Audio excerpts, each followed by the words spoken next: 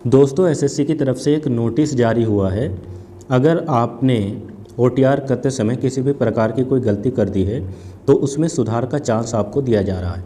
मतलब जैसे एसएससी की अभी सीजीएल की पोस्ट आई है या एसएससी सिलेक्शन फेज़ 13 की पोस्ट आई हुई है या इसके अलावा कई सारी एसएससी की और वैकेंसी आने वाली है, जैसे एसएससी एमटीएस और भी कई सारी वैकेंसी अभी आएगी।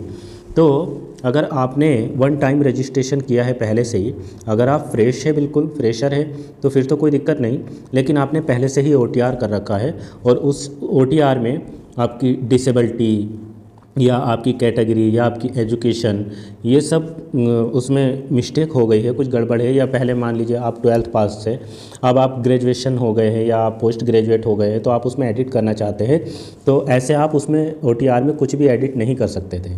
ये 31 मई तक लास्ट डेट थी, उसके बाद कोई कुछ नहीं कर पा रहा था। लेकिन एसएससी की तरफ से दूसरा फिर से नोटिस जारी हुआ है।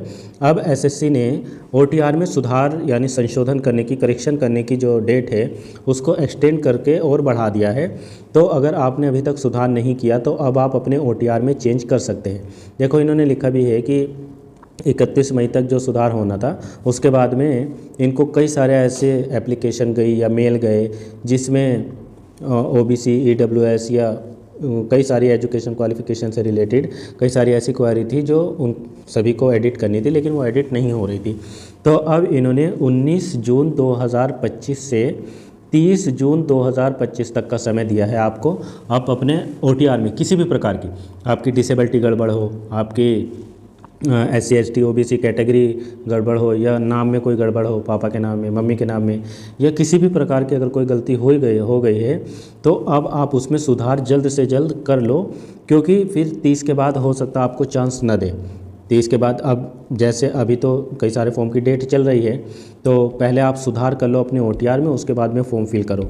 अगर आपका सब कुछ सही है तो फिर तो कोई दिक्कत नहीं है, फिर तो आप फॉर्म फिल कर सकते हैं। या आपको एजुकेशन वगैरह अपडेट करनी है तो अभी भी अपडेट कर दो।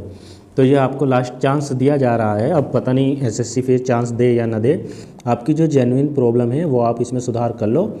डेट एक बार और बता देता हूँ, 19 जून से लगाकर 30 जून तक का आपको समय दिया गया है। तो जितनी जल्दी हो सके इसमें सुधार कर लो अपने ओटीआर में। वन टाइम रजिस्ट्रेशन में जो भी गलती है उसमें सुधार करके अपना फॉर्म फिल वगैरह कर दो, ठीक है।